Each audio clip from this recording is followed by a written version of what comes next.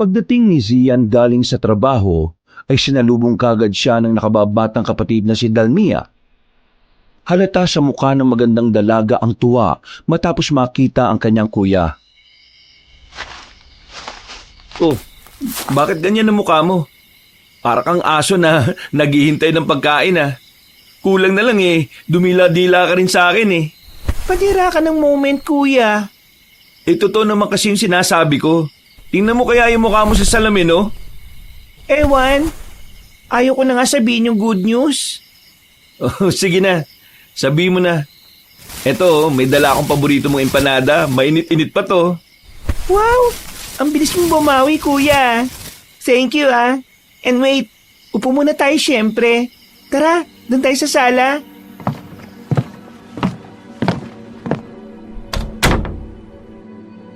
Sabay na nagtungo ang magkapatid sa sala at doon na nga nagpatuloy ng pag-uusap. Maraming sinabi si Dalmia pero hindi naman ito lahat pinakinggan ni Zian. Nagtatanggal lang siya ng sapatos at long sleeves habang pakunwaring nakikinig sa nakababatang kapatid. Pero sa huli ay naagaw na talaga ang atensyon niya nang banggitin ang tungkol sa mga kamag-anakan nila sa probinsya. Talaga? Tumawag sa'yo si Chang Ami? Oo, nagulat ka, no? Hindi lang nagulat. Gulat na gulat pa. Himala ba to o multo ba siya? At nagparamdam bigla? Ano raw sabi? Uutang ba? Hindi, kuya. Nag-iimbita nga sa akin eh. Kasal daw ni Kuya Juan, saka yung asawa niya. Sino ba napangasawa niya? Sino pa ba? Si Ate Mildred. Yung patay na patay sa'yo noon. Oh, sila pala nagkatuluyan? Sigurado ba silang okay lang na nandun ako? Parang nag-aalangan tuloy ako magpunta eh. Oo naman. Pumunta tayo, kuya. Namimiss ko na rin magpunta uli ron eh. Makalangap lang ulit ng probinsya vibes. Kaso limot na rin kasi yung daan eh. Tagal na nating hindi nakakapunta ron. Simula nung elementary days pa tapos bakasyon lang tayo ron, di ba? Susunduin naman tayo ni Andred. Andred? Sino yun? Yung kamag-anak ni Chang Ami sa side nila. Ano? Basta punta tayo ron ha. Nagbigay na rin sila ng motif eh. Mag-order na ako bukas. Makakapaganda pa naman tayo kasi 2 weeks pa bago yung kasal. Sige. Ikaw ang bahala. Ikaw na lang din mag-asikaso ng mga regalo ha. Wag na yung mga tipikal. Alam mo naman yung si Chang, baka kung ano na naman ang masabi. Ay nako, ipaubaya mo na sa akin to, kuya. Trust me on this. Okay. Pagkatapos ng pag-uusap na yon, ay sabay na silang nagpunta sa kusina para magapunan. Nag-usap pa sila patungkol sa kung ano-ano at saka nagkanya-kanya na ng mga gawain. Simula nang sinabi ni Dalmia ang tungkol sa kasal, ay madalas nang dinadalaw ng kakatuwang panaginip si Zian. Nakikita niya ang sarili na nagmamaneho sa isang masukal na kalsada at sa tuwing humihinto siya, ay biglang nagbabago ang senaryo. Nagugulat siya dahil may mga nakikita siyang mga kabahayan at sa bawat bintana ng mga ito ay may naaaninag siyang imahe. Tanging namumulang mga mata lang ang naaaninag niya sa mga to at pagkatapos ay mayroong bumubulong sa hangin. Zian, Ha? Sino ka? mag-iingat ka. May masamang mangyayari kapag hindi ka naging mapagmatya. Sino ka ba kasi? Kahit anong mangyari, umiwas kayo sa baryong yon. Pagkatapos itong ibulong ng mahiwagang babae, ay biglang mas dumilim ang kapaligiran. At walang ano-ano, mula sa likuran ni Zian ay sumulpot ang malalaking imahe ng katatakutan. Hindi niya makita ang pinakakabuuan ng itsura, pero tanging ang mabagsik at namumulang mga mata ang nangingibabaw sa mga yon. Sabay-sabay na lumapit ang mga nakakatakot na imahe at pagkatapos ay sinunggaban siya. Napabalikwas siya ng bangon at napasigaw. Pagkalaon ay saka siya naglibot ng paningin. Nakahinga ng maluwag si Zian nang maintindihan na isang masamang panaginip lamang pala ito. Bakit ba madalas akong binabangungot ngayon? At sino kaya yung bumubulong ngayon? Hindi ko maintindihan pero parang pamilyar siya sa akin. Pagkatapos uminom ng tubig, ay bumalik siya sa silid at pinagmuni-munihan ng tungkol sa mahiwagang boses. Nakatulugan na lang niya ito ulit hanggang sa mag-umaga na. Lumipas ang araw, gabi at linggo. Mula sa Maynila ay lumipad ang magkapatid papunta sa probinsya kung saan nga ikakasal ang pinsan nilang si Juan sa mapapangasawa nitong si Mildred. Isang linggo ang hininging bakasyon ni Zian sa kanyang pinagtatrabahuan na naaprubahan naman kaagad. Samantalang si Dalmia ay ipinaubaya na lang muna sa tauhan niya ang maliit niyang coffee shop. At katulad ng napag-usapan, mula sa airport ay sinundo silang magkapatid ng kotse. Ang driver nga ay si Andred, na isa sa mga kamag-anakan ng tiyang amin nila dun sa probinsyang yon. Matagal na panahon na ring hindi nakikita ang magpipinsan, kaya aminin man ni Zian o hindi, ay talagang excited siya na makita ang mga kamag-anakan nila rito. Kahit pa nagkaroon sila noon ng hindi pagkakaunawaan dahil meron kasing attitude ang tiyahin nila. Si Tiyang Ami ay asawa ng kapatid ng tatay nina Dalmia at Zian. Plano sana nila noon na tumira rin sa nasabing probinsya, pero dahil sa pagiging gahaman ng ginang ay nagpasya na silang hindi magtuloy. Nang mamatay ang tatay Abel at tiyo Cain nila, doon mas lalong tumindi ang samaan ng loob. Kaya itinuturing talaga na himala ni Zian ang tagpong ito na inimbitahan sila ng tiyahin sa kasal. Welcome back sa probinsya namin, Kuya Zian, Ate Dalmia. Grabe, ang pogit, ang ganda nyo na lalo ah. Baka imbis na matuwa si Chang, baka mainis lang yun kasi sa itsura nyo. Kahit simple lang ang dating nyo eh. Parang kayo pang may ganap kayo eh. Ikaw talaga, Andred. Makulit ka pa rin talaga eh, no? Real talk lang. Alam mo naman yung Chang natin, inggiterang malala yung kuis. Oh, di pa rin ba nagbabago si Tiyang Ami? Ay nako ate, himala na lang makakapagpabago ron. Sakim, maadera, inggitera, at lahat na yata ng ere nasa taong yun. Ay nako, pasaway ka. Buti nga't inimbitahan kami. Nako ate, inaway-away kasi siya ni Kuya Juan. Dahil gusto talaga ng kuya na imbitado kayo kasi nga special day niya yun. Eh ang Tiyang natin magaling, nagbida-bida na naman. Sinabihan tuloy ng Kuya Juan na hindi naman siya ang ikakasal eh. Ayun, natameme ang Bruhilda. Yun ang bagong tawag namin sa kanya, Bruhilda.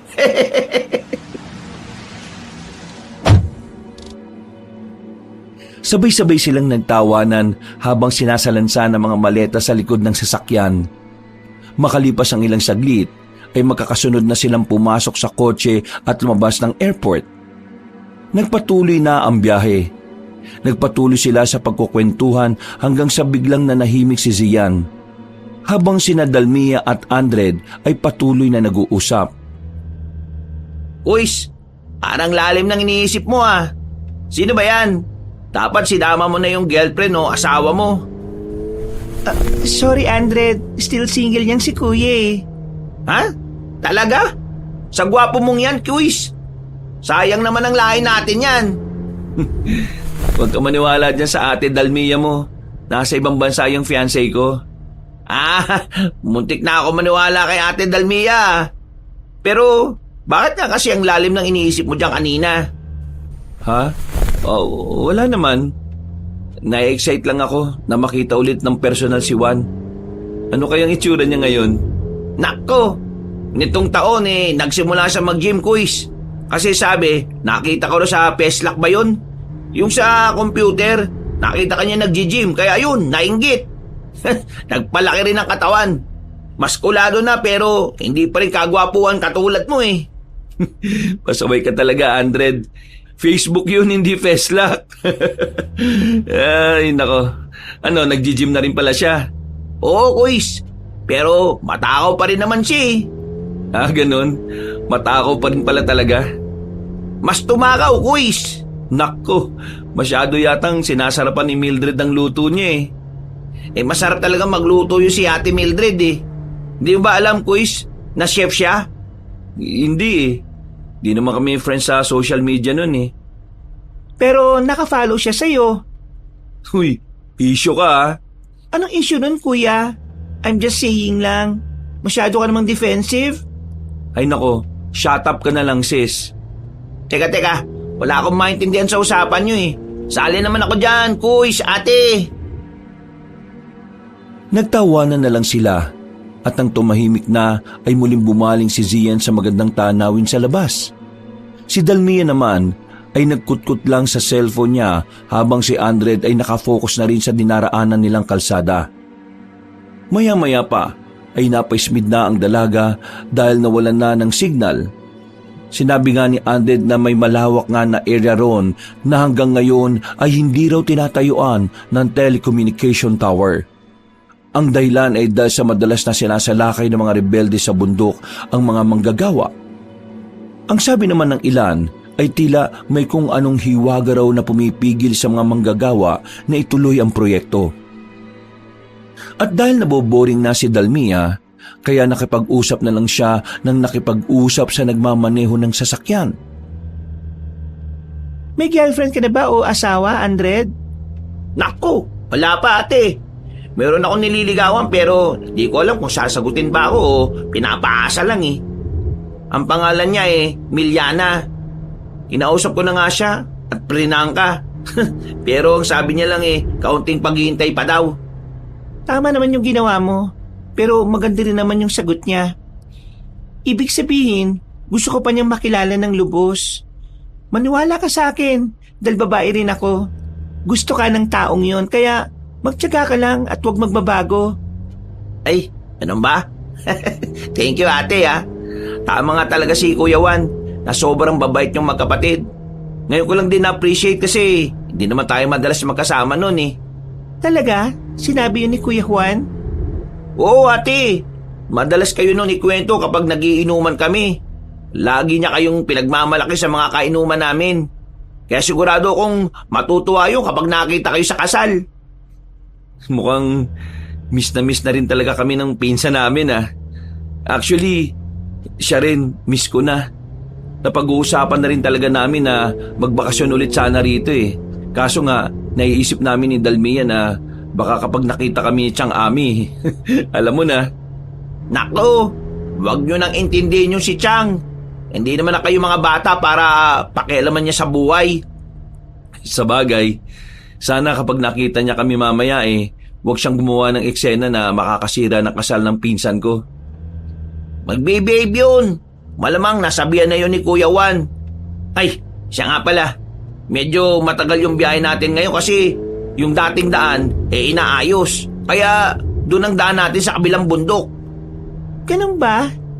Hindi nasabi sa akin yun ni Chang nung tumawag siya.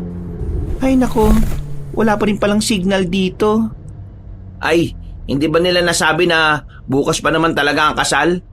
Pero nandun na sila sa venue kanina pang umaga.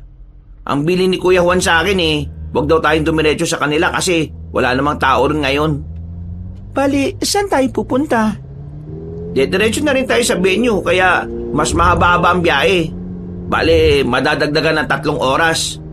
Ah, ganun ba? Loko talaga tong si Chang Hindi man lang ako in-inform. Buti na lang nagpaabiso pala sa'yo si Kuya Juan. Mabuti nga po. Alam na rin kasi yata ni Kuya Juan na kulang-kulang magsabi ang si Chang Basta po akong bahala sa inyo. Pero kung ayaw nyo magbiyahe na mahaba, pwede naman tayong sa bahay na lang muna magstay. Tapos, bukas ng umaga tayo magbiyahe papunta nun sa venue. Nako, hindi ba nakakaya? Oo nga, baka nakakaya sa inyo. Nako kuya, ate, ayos lang yun. Ayos lang kami doon sa bahay. Actually, pinalinis ko na nga kay ina yung tutulugan nyo ngayong gabi kung sakasakali. Naisip ko kasi na baka mapagod kayo ng gusto sa biyahe. Basta, feel at home lang kayo doon. Uy, salamat in advance ha. Nakakaya naman sa inailoming mo. Ayos lang yan, kuys. Promise. Basta, relax lang kayo dyan at ako nang bahala sa inyo ni Ate Dalmia. Sa akin kayo pinagkatiwala ni Kuya Juan kaya hindi ko kayo pwedeng pabayaan. Dax, sweet ko no? Napangiti na lamang din si Zian kasunod ng pagtanaw sa magandang kapaligiran sa labas ng sasakyan. Si Dalmia naman ay naglaro-laro na lang muna sa cellphone niya dahil walang signal. Pagkalaon ay umidlip na lang din muna ang dalaga. Habang tinatanaw ni Zian ang naggagandahang burol at kabundukan, ay hindi naiwasan na mamangha siya sa mga ito. Napaisip tuloy siya at tila kinausap ang sarili habang nag-i-enjoy sa tanawin. Maganda naman sana talaga sa lugar na to kundi lang toxic si Chang Ami. Siguro, kung buhay pa si Papa, dito na rin talaga kami nanirahan Ang ganda pa naman ng tanawin sa probinsyang to.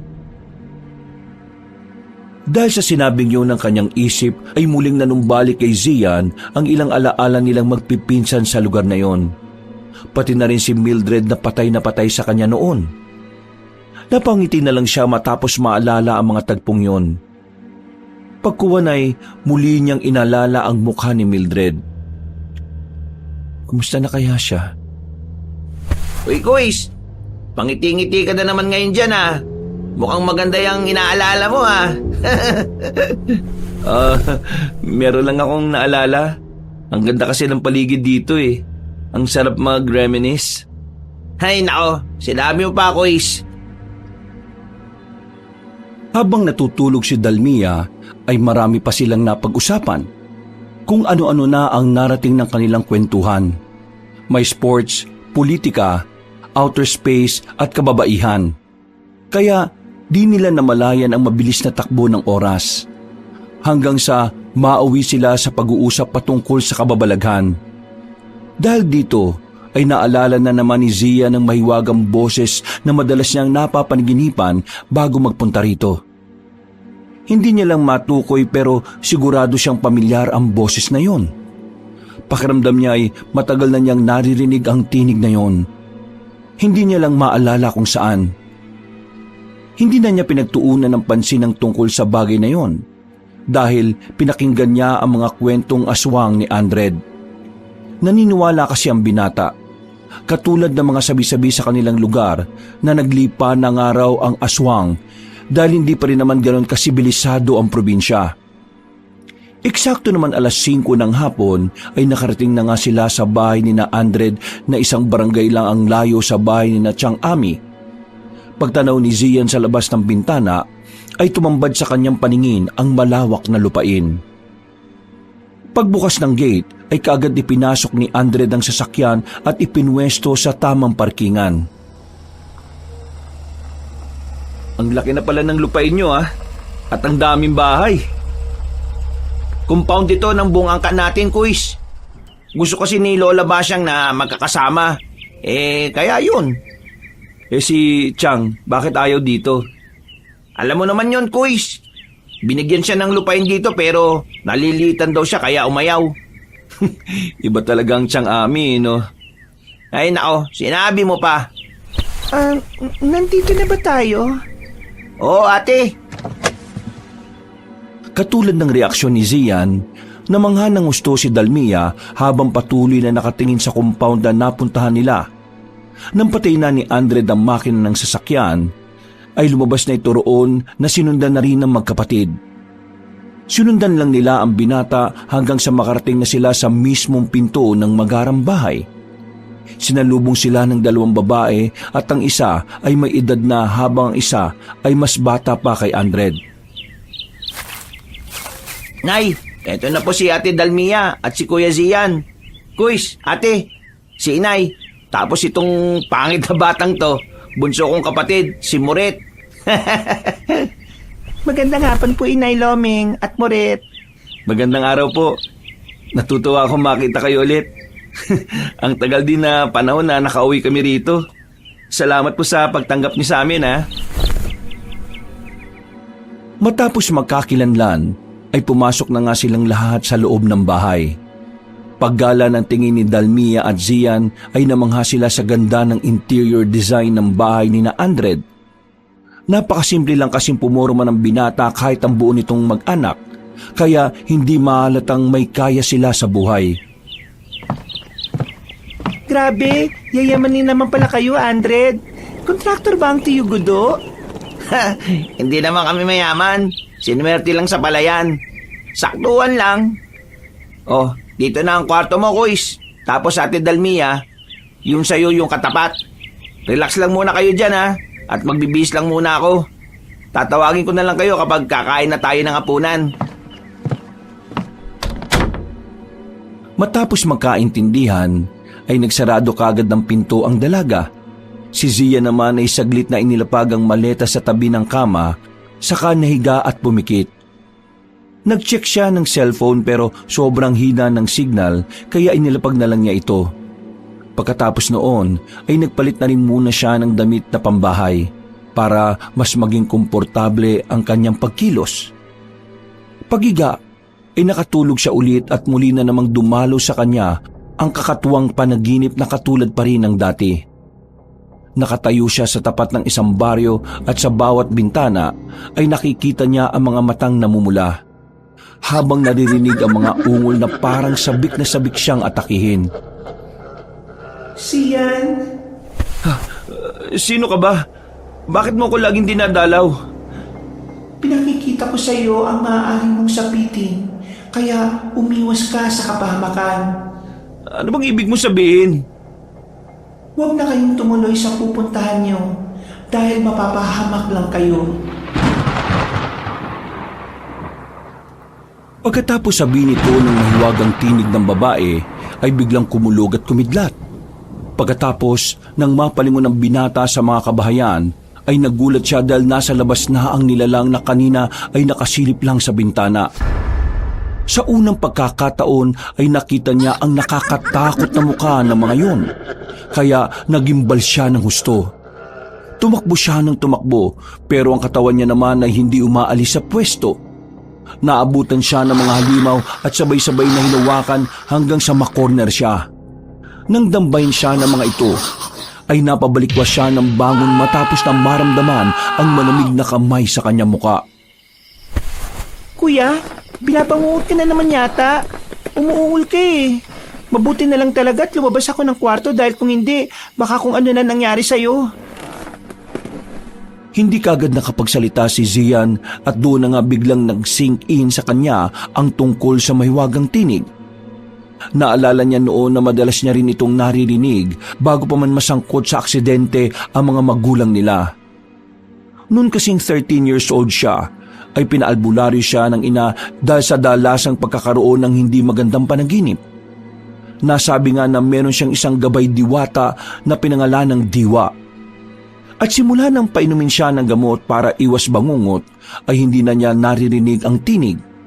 Ngayon na lang dahil nitong nakalipas lang, ay nakaligtaan na niya ang pag-inom ng gamot. Huwag mong sabihin na hindi ka na nagtitake ng gamot mo ah. Ha? Oo eh. Mga 1 buwan na. Ano? Kuya naman, bakit mo naman ginawa yun? Nawawala sa isip ko eh. Kailangan natin bumili niyan ngayon. Baka lumala ka na naman. Naalala mo pa ba yung nangyari sa'yo noon? Namuntikan ka ng mamatay? Ayos lang naman ako. Saka na, pagkatapos ng kasal ni Juan. Huwag kang mag-alala. Dahil maghahanap din ako ng pharmacy drug na mabibilhan dito. Dala ko naman yung reseta ko eh. Napabuntong hininga na lang si Dalmia pero wala na rin naman siyang magawa. Makalipas pa ang ilang sandali ay tinawag na nga sila ni Andred para makapaghapunan. Nang nasa pagkainan na sila, ay sinabi na rin ni Inay Loming na mag-enjoy lang sila at wag nang mailang pa. Eksaktong 7:30 naman ng gabi ay natapos silang kumain. At dahil maaga-aga pa para matulog, kaya inaya muna ni Aldred ang magkapatid na tumagay kahit tig-2 bote lang ng beer. Hindi naman tumanggi ang dalawa dahil gusto rin nila ito para makatulog sila pare-pareho na mahimbing. Nag-inom silang 3 sa balkonahe sa 2 palapag ng bahay at masayang nagkwentuhan habang inuubos ang 6 na pirasong bote ng beer. Matapos ang masayang palitan ng mga kwento ay nakaramdam na rin ng antok si Dalmia kaya nauna na siyang magpaalam sa 2 lalaki. Naiwan nga sina Zian at Aldred na nagkukwentuhan kahit wala nang iniinom na alak. Siya nga pala. Ang kwento mo kanina tungkol sa aswang. Totoo ba na may baryo dito na puro aswang? Ang sabi ng mga nakakatanda, meron daw. Pero kasi kuis, sa tagal ko na rito, 25 na ako. Napuntahan ko na halos lahat ng mga baryo o sityo. Pero wala naman ako na-discovering ganyan eh. Mabuti naman pala kung ganun. Bakit mo naman pala natanong, kuis? Wala naman. Kasi ganun na madalas kong naririnig kapag napupunta ako sa mga ganitong lugar eh. Saka di ba, kahit nung pa mga bata kami, alam ko na rin naman ang reputasyon ng probinsya nyo pagdating sa mga aswang, ulam at iba pang kababalaghan. O siya, tulugan na muna tayo dahil maaga-aga pa tayo bukas, di ba? Ay, oo nga pala, kuis. Para makapag-prepare pa kayo ron. Hapon pa naman sisimulan yung kasal eh. Nagtulong na nga sila na magligpit ng mga kalat at pagkatapos ay nagkanya-kanya na sila ng tulog.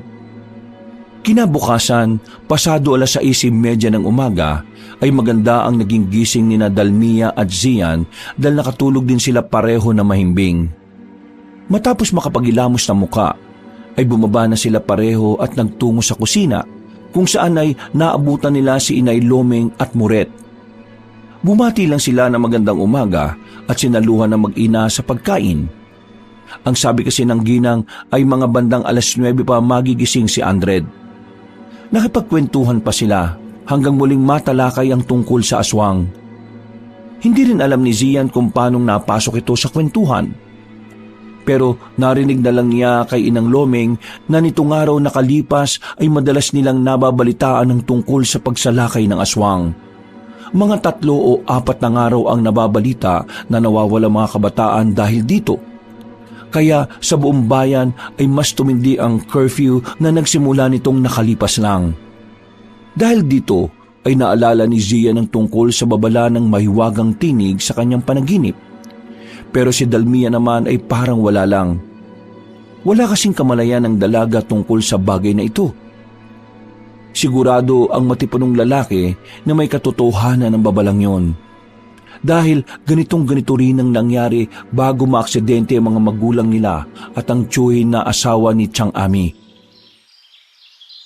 Sana naman, walang mangyari masama sa amin. Lord, gabayan mo po sana kami. Ilang saglit pa ay nagising na nga rin si Andred.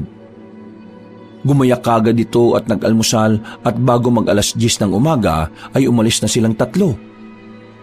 Sakay ng kotse ay kaagad na nagmaneho si Andred palabas ng compound.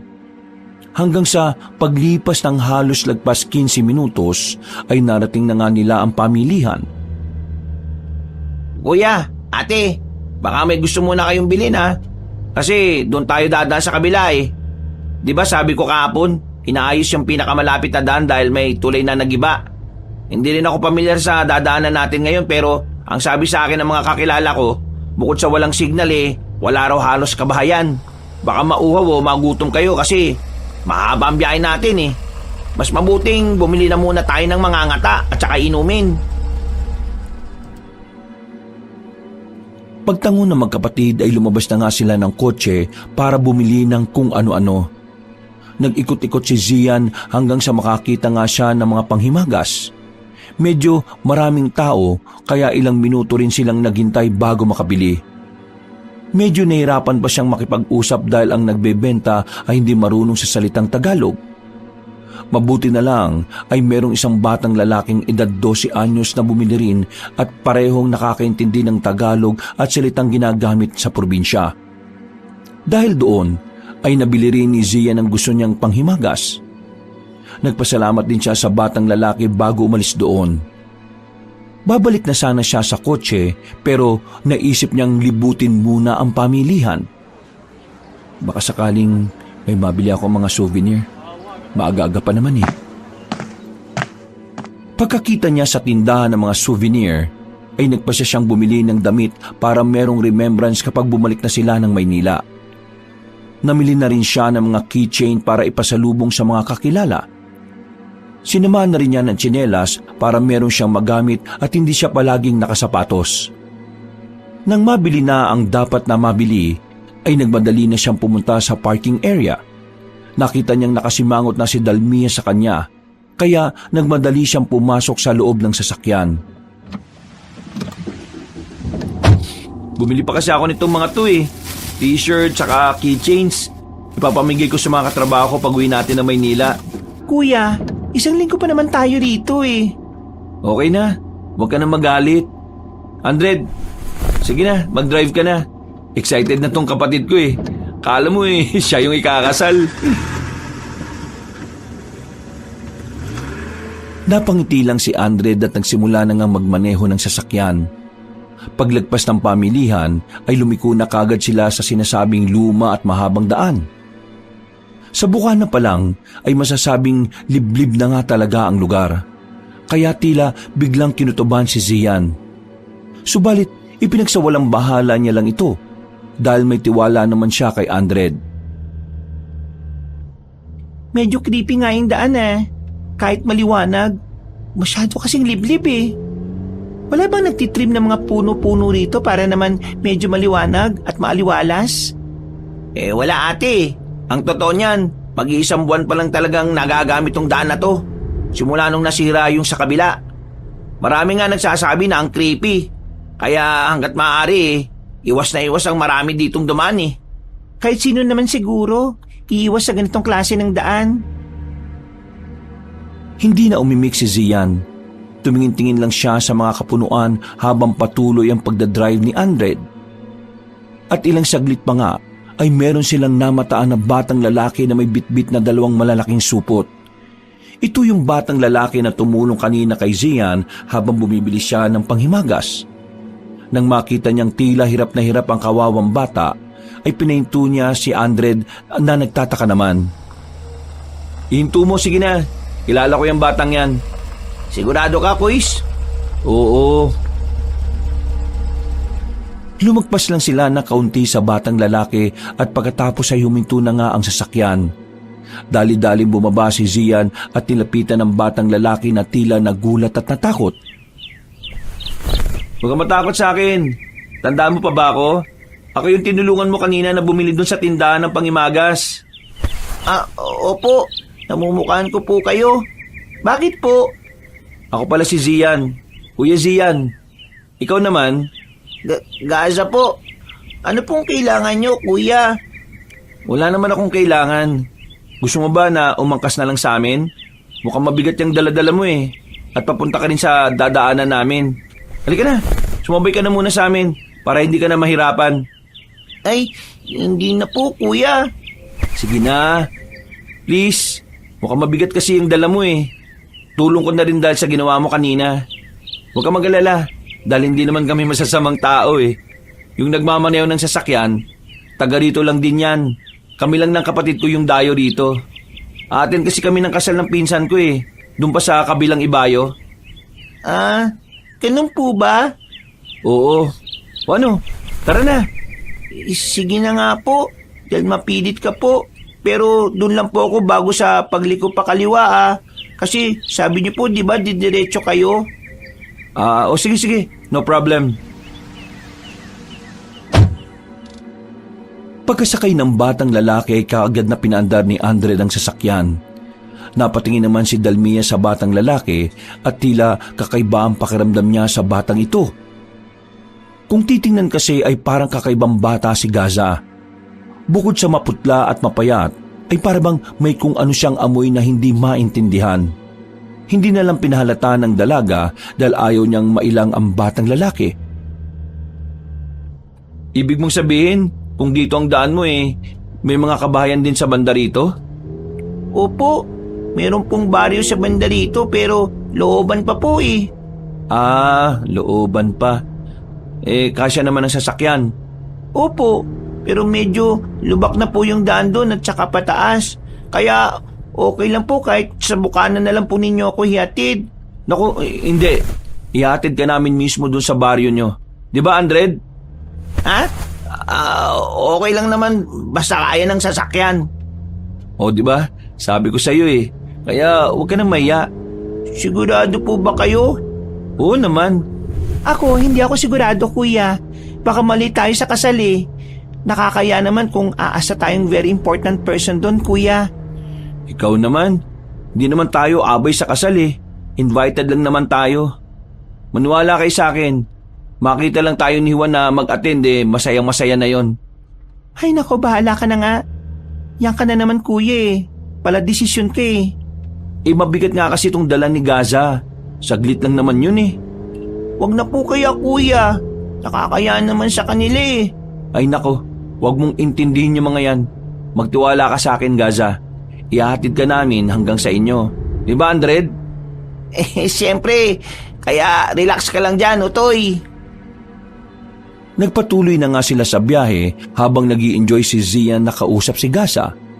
Natutuwa siya dahil madaldal rin ng batang lalaki na talagang sumasagot sa lahat ng mga tanong niya. Matagal ka na bang nakatira sa baryo nyo? Opo, doon na po ko lumaki. Parang liblib tong lugar nyo ah. Hindi ka ba natatakot? Sanay na po ako. Sabi nga po ng mga matatanda dito sa amin, itong lugar namin tirahan daw po ng mga kung ano-anong nilalang. Ha? Anong kung ano-anong nilalang? Basta mga hindi po normal na nilalang. Like aswang o mangkukulam, ganon? Opo. Totoo ba mga yon? Sa tagal ko nang nabubuhay sa mundo, wala naman akong napatunayan na ganyan. Ano po kasi, sa isang taga-syudad na katulad po ninyo, mahirap po talagang maniwala sa mga hindi normal na bagay. Pero totoo po ang aswang at mangkukulam, lalo na po dito sa lugar namin. Marami po sila dyan sa gubat. Hindi lang po aswang at mangkukulam, dahil may mga laman lupa, diwata, engkanto, at iba pa po. Ay nako, feeling ko sa diwata lang ako maniniwala. Kasi kapag tumingin kasi ako sa salamin, para ako nakakakita ng diwata. Natawa si Andred sa sinabing yon ni Dalmia, pero si Gaza ay hindi na lang umimik.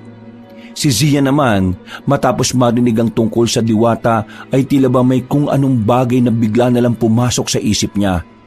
Sa isang iglap ay parang nawala ang diwa niya sa sasakyan. Para siyang napadpad sa isang lugar na mahiwaga pero pinangingibabawan ng nakakatakot na presensya. Paglingon niya sa kaliwa ay biglang nawala si Andred na nagmamaneho. Sa pagbaling niya naman sa likod ay nawala na rin sina Dalmia at Gaza. Kahit ang sinasakyan niyang kotse ay naglaho na parang bula. Nasaan ako? Pagkasabi niyang yun, ay bigla na lang nagbago ang kulay ng kapaligiran. Ang liwanag ay unti-unting nilamon ng dilim hanggang sa nagsimulang tumubo ang mga matatayog na mga puno na pinalilibutan siya. Sian, huwag na kayong tumuloy pa. Ha? Ikaw na naman? Sino ka ba? Bakit ayaw mo magpakita sa akin? Hindi na ako maaaring magpakita pa sa iyo dahil sa oras na gawin ko yon, ito na rin ang huli nating pagtatagpo. Bakit ayaw mo magpakilala sa akin? Sino ka ba talaga? Ako si Diwa, ang iyong gabay. 2 beses na tayong nagtagpo. Nung una ay yung sanggol ka pa lang at ang ikalawa ay ang maganap ang hindi ka nais-nais na pangyayari. Kung mangyayari pa ang pangatlo ay tuluyan na akong maglalaho. Mawawala na ng saysay ang pagiging gabay ko. Gabay? Anong ibig mong sabihin? Ipinagkatiwala ka sa akin, kaya trabaho ko ang magbigay ng babala at sinyales sa iyo, pero matagal akong nawala. Biglang naalala ni Zia ng pangyayari nung naaksidente ang mga magulang niya. Sinubukan niyang pigilin ang mga ito pero hindi niya nagawa. Kaya sumama siya sa biyahe. Sa katunayan ay kabilang sana siya sa mamamatay pero nagpakita sa kanya si Diwa at iniligtas siya. Dahil dito ay siya ang nag-iisang nakaligtas sa aksidenteng yun. At dahil sa nangyari, sa tuwing magkakaroon siya ng mga bangungot na pangitain ay inaakala na parte ito ng trauma na nangyari sa kanya. Dito na siya nagsimulang uminom ng medisina hanggang sa tuluyang makalimutan si Diwa. Nang maalala niya ang mga yon, ay nanlaki ang mga mata niya sa pagkabigla. Naalala na kita. Ikaw nga yung nagligtas sa akin noon sa aksidente. Oo, ako nga. Kaya makinig kang mabuti sa akin. Huwag. Bigla na lang dumilim ang paligid at nawala ang tinig ni Diwa. Pagkatapos ay tila ba sumulpot na lang sa harapan niya ang mga kabahayan na mayroong mga taong nakadungaw sa bintana. Tila nagising sa ulirat si Zian nang tapikin siya sa balikat ni Andred na nakangiti pa. Kuys, nandito na tayo. Ha? Kanina ka pa parang wala sa sarili. Kinakausap kita kanina. Puro ka lang oo ng oo. Ha? Ano kasi? Okay ka lang kuya? Kung may madaraanan tayong bayan mamaya, bumili ka na nga ng gamot mo ha. Nagsisimula ka na naman sa mga ganyan-ganyan mo eh. Nasaan si Gaza? Kanina pa talaga lumabas. Hindi umimik ang matipunong binata. Tumingin lang siya sa harap kung saan niya nakita si Gaza na naglalakad palayo. Pagkatapos ay nakita niya ang mga kabahayan pati ang mga taong nakatingin sa kanila mula sa mga bintana. Nanlaki ang mga mata niya matapos biglang maalala ang nasa kanyang panaginip. Ganito kasi ang itsura ng lugar na tila ipinakita sa kanya ni Diwa. Dahil dito ay parang lumobo ang kanyang ulo dala ng pagkatakot na nararamdaman. Parang may kung ano siyang napifeel na mga oras na yon na alam niyang mag-uuwi sa kapahamakan. Kuya, are you sure you're okay? Ha? Ito yung lugar na yun. Ha? Anong ibig mo sabihin? Nakita ko na to. Maraming beses na. Saan? Sa bangungot ko. Ipinakita sa akin ni Diwa. Umalis na tayo rito. Kuya naman, ano na naman ba yung sinasabi mo? Ito yung sinasabi sa akin ni Diwa na iniiwasang baryo. Andred, please, tara na. Okay po. Nagmaniobra na nga kaagad si Andred ng sasakyan at dali-dali silang umalis sa lugar na yon. Nakahinga sila pare-pareho ng maluwag nang makabalik na sa kalsada. Habang nagpapatuloy ang pagtahak nila sa daan, ay tila nilamon sila ng katahimikan. Hanggang sa umuga ng malakas ang sasakyan at biglang gumewang-gewang. Anak ng yawa naman oh. Ano bang nangyari, Andred? Pumutok yata yung gulong sa likod eh. Uy, malas naman Kuys oh. Nasaan na ba tayo banda? Hindi ba tayo masyado nakakalayo rin sa sinasabi mong iniiwasang baryo, kuya? Diyos ko po, dapat makalis na tayo dito sa lugar na to. Baka magkatotoo na naman yung sinasabi ni Diwa. Kuya naman, natatakot na ako sa mga sinasabi mo ha. Sino ba yung Diwa na yan? Can you please tell me what's going on here? Sinabi ko na to sa'yo noon, nung mga bata tayo. Pero hindi ka naman naniniwala sa akin eh. Malamang, mga bata pa tayo noon. Kaya hindi ko naman din matandaan yun, kuya. Sabihin mo na, ano ba kasing nangyayari dito? Siya yung nagbababala sa akin noon na maaksidente sila mama at papa at tiyo. Nitong bago tayo pumunta rito, palagi na rin siyang ulit nagpapakita sa panaginip ko. Pinakita niya yung baryo na yun. Ang sabi niya, umiwas tayo ron dahil... Dahil? Mapapahamak tayo. May mga nakita kong aswang sa lugar na yun. Baryo yon ng mga aswang, kaya kailangan na natin magmadaling makalis dito.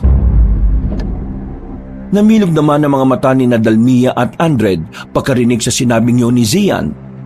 Nangamba rin sila dahil kung may katotohanan ng sinasabi ng matipunong lalaki, sigurado nga na delikado at alanganin ang mga buhay nila ngayon. Kagad kinuha ng dalaga ang cellphone at naghanap ng mainam na signal. Nang makita na ay sinubukan niyang tawagin ng kahit na sinong kontak. Kaya lang ay kusang nagda-drop ang call dahil sa hina ng signal. My God, ano ba to? Walang tutulong sa atin dito, Kuya Zian. Anong gagawin natin? Andre, please, ayusin niyo na yung gulong habang maaga pa. Pinilit tumawa ni Andred dahil gusto niyang maging light lang para sa kanila ang mga pangyayari. Kita na kasi niya ang tensyon sa itsura ng magkapatid. Samantalang si Dalmia ay humanap ulit ng pwesto hanggang sa magkaroon ng 2-signal bar. Dali-dali na lang siyang nag-text kay Kuya Juan para ipaalam na naflatan sila ng gulong at kailangan nila ng tulong. Bago mawala ng signal ay ipinaalam na rin niya na nasa lumang daan sila, malapit nga sa kinaroroonan ng iniiwasang baryo. Ilang minutong inangat ng dalaga ang kamay para makasagap ng mainam na signal, habang ang dalawang lalaki naman ay madalian na binaklas ang gulong na na-flat. Yes! Nasend na guys kay Kuya Juan! Siguradong may darating ng tulong sa atin! Ate, sana ma-realize mong nasa kasal ngayon si Kuya Juan. Bababasa niya pa yung text mo. Posibleng mamayang gabi o baka bukas na. Ay, shucks! Habang natataranta ang babae ay nag-focus naman na ang dalawang binata sa pag-aayos ng gulong. At sa kinamalas-malasan nga naman nila, ganun na lang ang gulat ni Andred nang makita na flat din ang ekstrang gulong. Manong, sigurado akong hindi flat to eh. Chinek ko pa to kanina bago tayo umalis eh. Baka may ginawa yung batang yun. Nak ng teting naman oh. Mukhang siya ang nagplano ng pagka-flat ng gulong natin. Kuya, kasalanan mo to eh. Kung di mo sinabay yung batang yon, hindi sana mangyayari to. Ate, kuya, wag na tayo magsisiyan. Habang naghihintay tayo ng mga sasakyan dadaan, mas mabuting itulak na muna natin tong sasakyan. Kapag pababa, sasakay tayo pare-pareho. Kapag naman pataas, magtutulak tayo na magtutulak. Makakarating din tayo sa patutunguhan natin. Kaya wag na kayo mag-away na magkapatid. Please? Dahil sa sinabing yun ni Andred ay nanahimik na lang si Dalmia at pumasok na sa loob ng sasakyan. Ganun na nga ang ginawa nilang dalawang lalaki. Sakay tulak sila ng maraming beses. Mabuti na lang ay medyo makulimlim ang paligid at hindi masyadong tirik ang araw. Nagpatuloy sila sa pagsakay tulak hanggang sa madaanan na nila ang matayog at nilulumang arko. Nagkatinginan sila na halata ang kaba at takot sa mga mata nito. Pareho silang napahinto dahil sa kakaibang pakiramdam. Pero pagkalaon ay nagpatuloy pa rin sila sa pagtutulak ng sasakyan. Saglit na tumingin si Zian sa kanyang relo at nagulat siya nang makita na mag-aalas 3 na ng hapon. Saka siya muling napalingon sa nasabing arko at biglang napa-sign of the cross. Kalma lang, Kois. Makakalampas din tayo dito. Kasalanan ko lahat to eh. Huwag mo nang sisihin ang sarili mo. Wala na rin naman tayong mapapala kapag ginawa mo yan, Kois. Salamat ah. Pero kung nakinig lang sana ako sa pangitain ko, kay Diwa, hindi mangyayari ang ganito sa atin eh. Magiging ayos lang ang lahat. Tiwala lang, Kois. Maya-maya, may dadaan din namang sasakyan dyan at makakaingi tayo ng tulong. Wala nang umimik sa kanilang dalawa. Tahimik at patuloy na lang tinulak ang sasakyan kahit damang-dama na ang pagod. Si Dalmia naman ay nanatili sa loob at siyang nagmamaniobra ng manibela ng sasakyan. Puspusan na ang dalawang binata sa pagtutulak. Dahil ang tanging nais lang talaga nila sa ngayon ay tuluyang makalayo na sa lugar na yon. At kung papala rin ay makarating sila ng ligtas sa kanilang pupuntahan. Nang makalagpas ng ilang metro sa nilulumang arko, ay sabay na napasulyap doon sina Zian at Andred. Subalit nalaki ang mga mata nila nang makakita ng 4 na kalalakihan na lumabas mula sa likuran ng mga punong malapit doon. Nakatingin ang mga yon sa kanila habang nakangiti. Nang makita yun ni Zian ay kinumutan kaagad siya ng matinding takot. Bigla niya kasing naalala ang nakita sa panaginip. Sila yun. Sila yung mga nakita ko sa panaginip ko. Ang mga ngiti at ganyang klase ng mukha. Ganyan-ganyan yun. Ganun ba, Kois? Oo, Andred. Sigurado ko. Kung ganun eh, pumasok na tayo sa loob ng sasakyan. Hindi na tumugon pa si Zian. Sinunod na lang niya ang sinabi ng nakababatang binata. Sabay silang pumasok sa loob ng sasakyan saka ito nilak. Nagtaka naman si Dalmia at nang mapalingon siya sa rear view mirror ay naaninag niya ang mga kalalakihan. Dahan-dahang lumapit ang mga yon habang nag-iiwan ng ngiting nakakaloko. Sino mga yan? Saan sila galing? Hindi namin alam, pero magpalit na muna kayo ng pwesto ni Andred. Nang magkapalit na nga ng pwesto ay eksakto naman na dumating ang 4 na kalalakihan sa nakatigil na sasakyan. Huminto ang mga yon. 2 sa kanan at 2 sa kaliwa. Kaya naging mas mapagmatsyag ang 3 nasa loob ng kotse. Kuya, kinakabahan ako. Huwag kang tumingin sa kanila. Idiretso mo lang ang mga mata mo. Sinunod ng dalagang nakatatanda niyang kapatid. Tumingin lang siya ng diretsyo. Kahit ang totoo ay gusto na niyang maiyak sa takot. Samantalang ang mga kalalakihan naman ay walang ginagawa kundi pagmasdan lang sila. Kuya, ate, mag-seatbelt kayo. Paandarin ko tong sasakyan kapag may ginawa silang kung ano.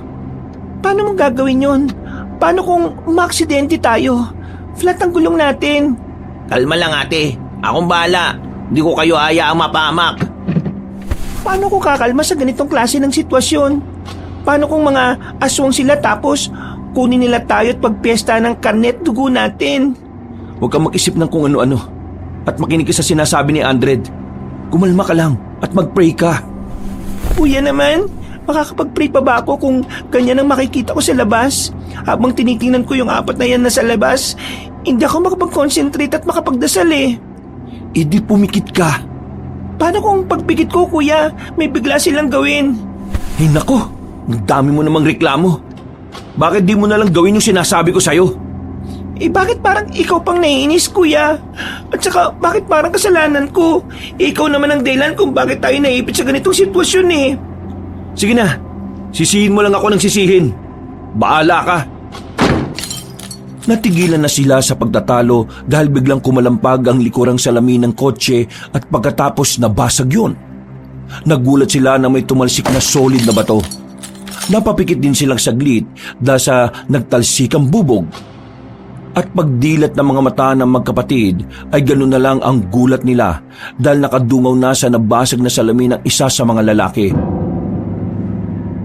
Nakangiti yun at kitang-kita sa namumulang mga mata ang tuwa habang nakikita silang natatakot. Hindi na nag-aksaya pa ng oras si Andred. Kahit flat ang gulong ng sasakyan ay binuhay niya pa rin ang makina nito. Pagkatapos ay hinarurot niya kaagad ito hanggang sa malampasan nila ang 4 na kalalakihan. Hindi naman umalis ang mga yun sa kanilang pwesto. Nakangiti lang habang pinagmamasdan silang papalayo.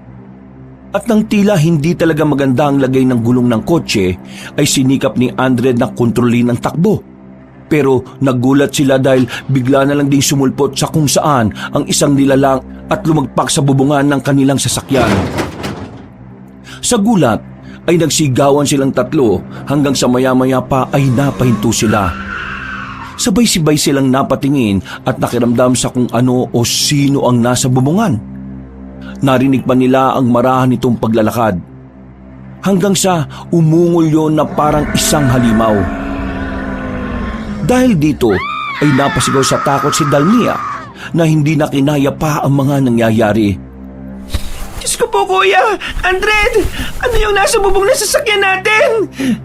Hindi ko alam ate. Diyos ko! Mamamatay na tayo rito! Mamamatay na tayo! Hindi na tayo makakarating sa kasal! Huwag mo sabihin yan, Dalmia!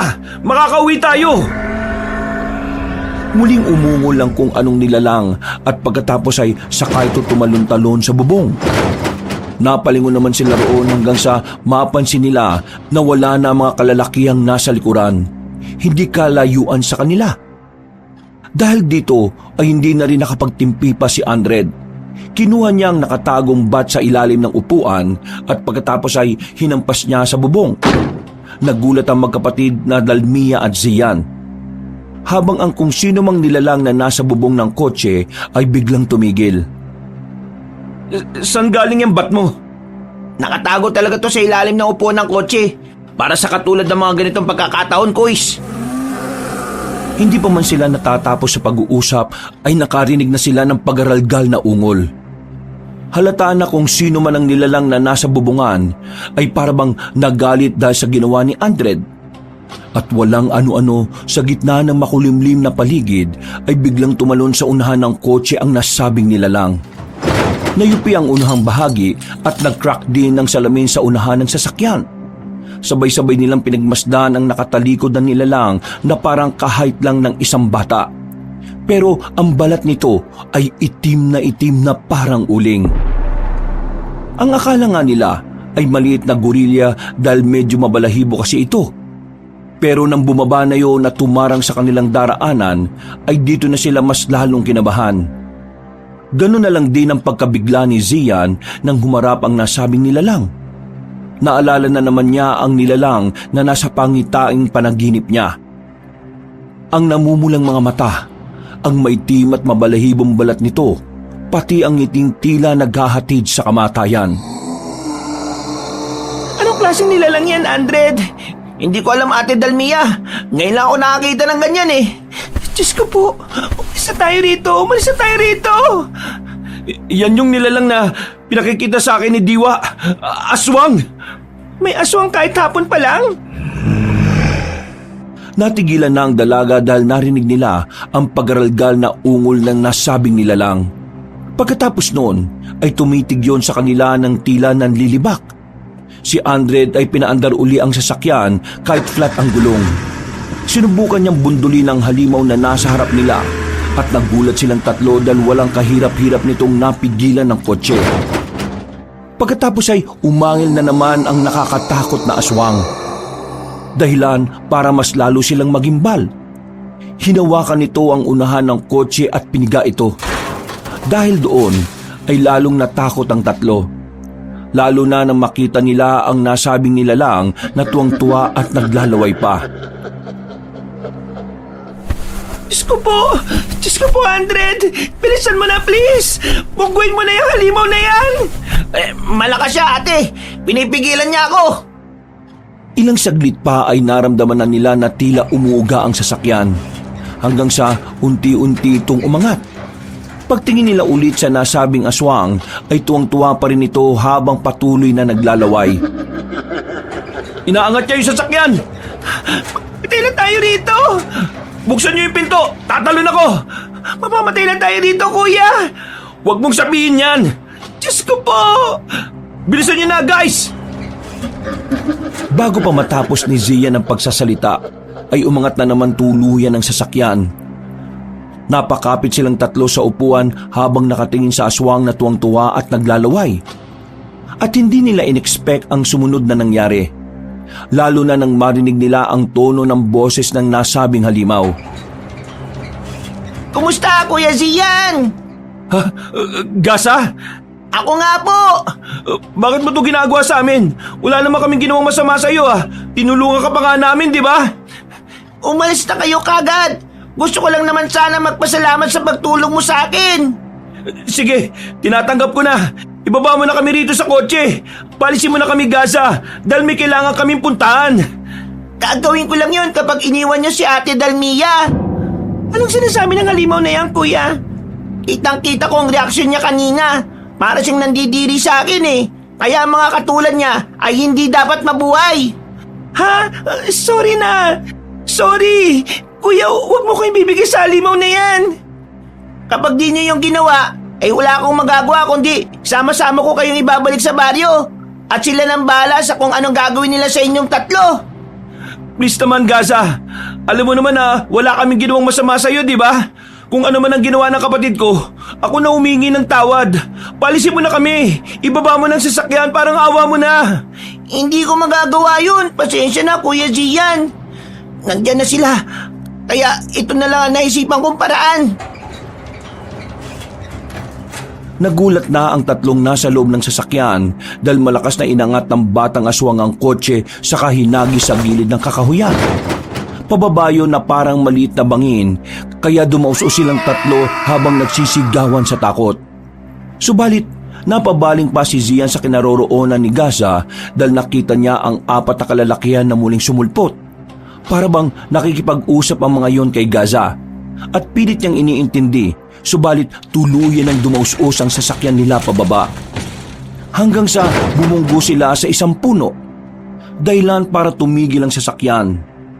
Tumama rin ang noo niya sa gilid ng kotse dahilan para magdilim ang kanyang paningin at mawalan ng malay tao. At habang walang malay tao, ay tila napunta na naman siya sa isang dimensyon kung saan nakikita niya ang malabong presensya ni Diwa. Nasaan ako? Pinalaan na kita, Zian. Diwa, ikaw ba yan? Oo, hindi pa huli ang lahat. Bumangon ka na at umalis na kayo habang hindi pa lumulubog ang araw. Ano na ba nangyayari? Nasaan na ba kami? Malalaman mo yan kapag nagising ka na. At sana naman ay makinig ka na sa akin ngayon. Huwag kang magtiwala sa aswang na yon. Lumapit sa kanya ang kanyang gabay at saka siya hinawakan sa noo. Dahil doon ay napabalikwas siya ng bangon at ganoon na lang ang gulat niya matapos maabutan ng sarili na nakatago sa bukana ng isang maliit na kuweba. Anong nangyari? Nasaan tayo? Salamat naman po at nagising ka na, kuya. Pansamantala tayo nagtatago dito dahil inaabol tayo ng 4 na kalalakihan. Yung mga lalaking uminto at bumasag ng salamin sa kotse kanina. Nasaan ang kapatid ko? Ayun, kuis, sa gilid. Wala pa rin tigil ang pag-iyak. Gusto ko nang umuwi. Ayoko mamatay sa ganitong klase ng lugar. Kahit masakit pa ang katawan at ang ulo, ay bumangon na si Zian. Nilapitan niya ang nakababatang kapatid at umiiyak pa rin sa takot. Kitang-kita sa mukha ng dalaga ang trauma dahil sa mga nangyari sa kanila ngayon. Naaawa man ay wala na ring magawa ang matipunong binata kundi yakapin na lang ang kapatid niya. Mas lalong napahagulgol ang dalaga kaya mas sinigpitan niya ang pagyakap. Para kahit papaano ay gumaan ang pakiramdam niya. Gusto ko nang umuwi, kuya. Umuwi na tayo, please. Makakauwi tayo, Dalmia. Kailangan mo lang din natapangan. Makakalis tayo sa lugar na to. Pero inaabol tayo ng mga nilalang na yon. Nagpakita sa akin si Diwa. Sinabi niyang makakalis tayo dito ng ligtas. Kaya huwag kayong mabahala. Kailangan lang natin mag-ingat. Tara na, bilisan na natin. Pero, kuis, pakagat na ang dilim eh. Ha? Paano nangyari? Matagal ka rin kasing nawalan ng mali kanina nung nahulog tayo sa bangin. Pinagtulungan ka nga lang namin buhatin kanina ni Dalmia eh. Hindi na nagpakita yung batang aswang pero yung 4 na lalaki kanina, sila yung umabol sa atin. Ha? Ganun ba? Naalala ko ngang bigla na may kinuwento noon yung lolo ko tungkol sa mga aswang na may kakaya magpalit ng anyo kahit may araw pa. Meron ba talagang ganun? Oo, kuis. Kambyon adlawan ang tawag sa kanila. Ang pangalan nito ay hango umano sa salitang kambyo o palit at araw. Tumutukoy yun sa kakayahan nilang makapagpalit bilang aswang kahit may sikat pa ang araw. Parang ganun yung batang si Gaza. Pero yung mga kalalakihan, hindi naman sila nagpalit ng anyong aswang kanina eh. Kung ganun, kailangan na nating umalis dito habang papalubog pa lang ang araw. Aabot pa ba tayo, kuis? Hindi ko alam. Hindi ba't ikaw ang taga rito? Pasensya na. Kinakabahan lang ako talaga eh. Hindi ko alam kung anong gagawin natin. Nangako pa naman ako kay Kuya Juan na hindi ko kayo pababayaan. Pero ito tayo ngayon, nalalagay sa alanganin. Ikaw na nga ang nagsabi kanina, di ba? Na wala nang oras pa para magsisihan tayo. Magmadali na kayo. At aalis na tayo. Dahil kung magtatagal pa tayo dito, posibleng hindi lang ang lalaking yun ang humabol sa atin, kundi ang mga taga-baryo na mismo. Ilang beses na ipinakita ni Diwa sa pangitain ko ang lugar na yon. Kaya kung tutusin ako talaga ang may sala eh.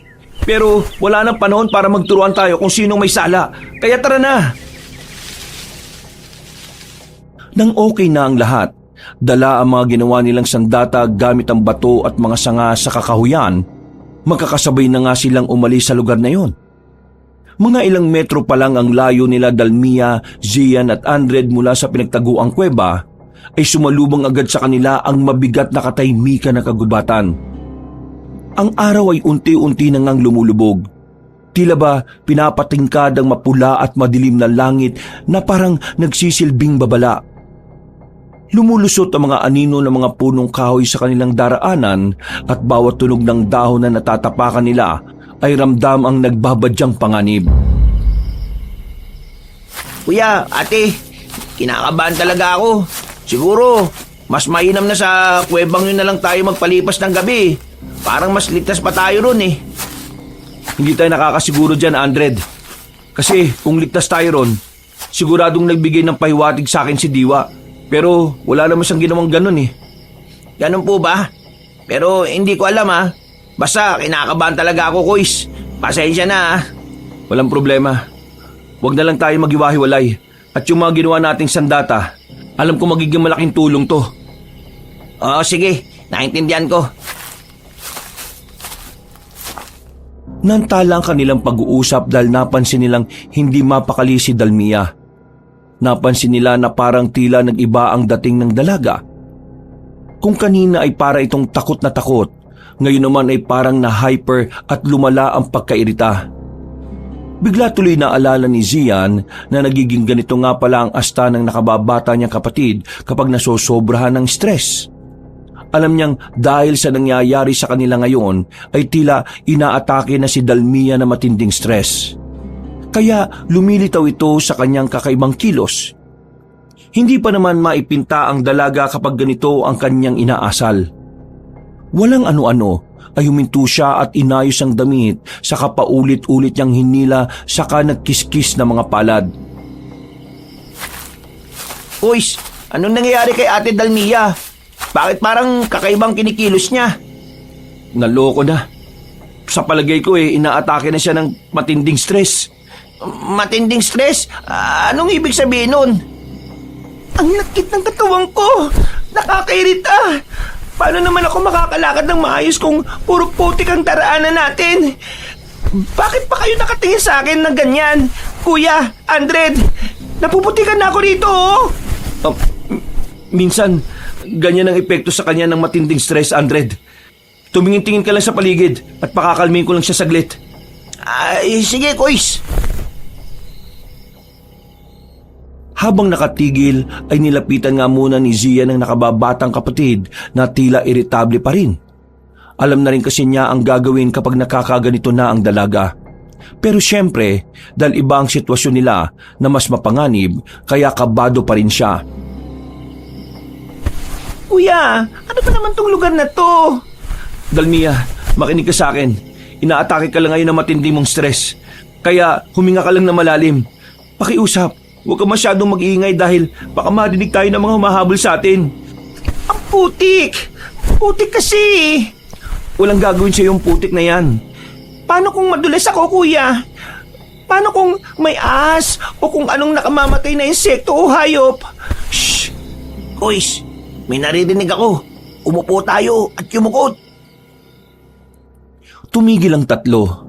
At mula sa hindi kalayuan ay unti-unti nga nilang naririnig ang tunog ng mabibigat na yabag.